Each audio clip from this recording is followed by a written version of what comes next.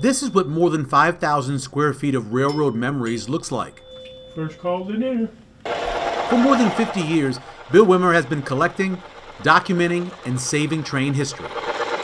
I think when you start collecting, you don't want stuff to get destroyed or broken. I saw collections that, were literally thrown in a dumpster.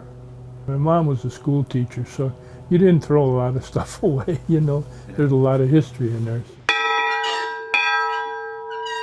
Bill met his wife Judy while she was working as an inspector for the railroad. He had a reputation, W.E. Wimmer, and everybody was scared to death of him. And I was a traveling purchasing agent, and my boss said, we're going to Cheyenne where he was working, and we're going to find out that his people are abusing field purchase order books. So that's what they sent me out there to do.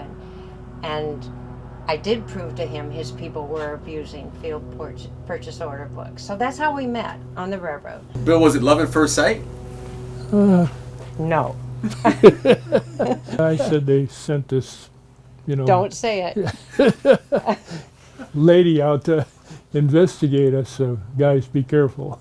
Judy grew up riding the rails herself. Her father worked for the railroad for 51 years. And I was born and raised in a railroad house in Schuyler, and he had passes, and we'd always go on train trips to Oregon, or we'd go to Chicago, or just all over. And it was fun riding the train back then, and the sleeper cars and the dining cars and that. I do miss that part of it. Nearly every part of anything to do with the railroad is covered in this building at Beaver Lake, including this Union Pacific Plymouth industrial locomotive on the side of the makeshift museum.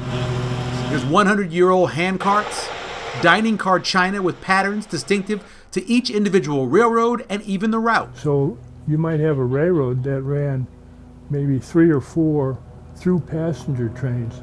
They would each have their own china. And then there's Judy's favorite part of the collection. Is this mail from the mail baggage cart, how they used to sort the mail on the train and then throw the bags out at the depot. That's my favorite piece, yeah. One of the true captured pieces of history are these directories with so many names for former employees and their office numbers. When they tore down the old Union Pacific building, they had a big auction, and a lot of things didn't go, and so then everything that didn't go went to the basement.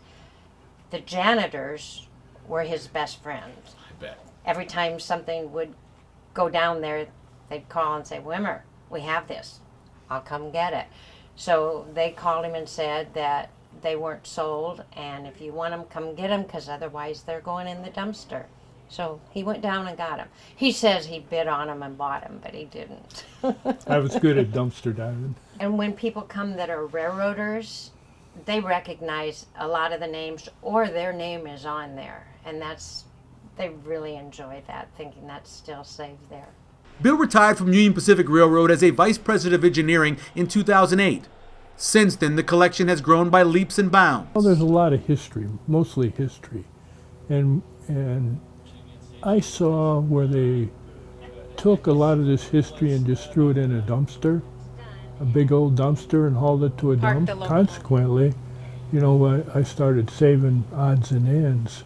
And then as you save one piece and another, they start to fit together. I had it at the home in the basement, and she finally said, that's it, this is our house. This is not our museum. Soon the majority of this collection will be housed at the new Sarpy County Museum at 90th and Highway 370.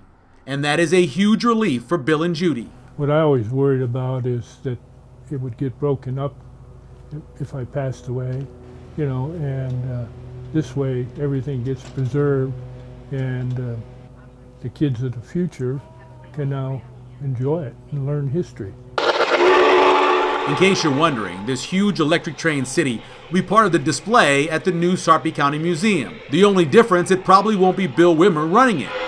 It's almost time for him to hand the controls of all of this to someone else. Do a good job of teaching history at the museum, and that's the good thing about it. The kids will learn what their history lessons other than school. For Papillion Now, I'm Michael Severe.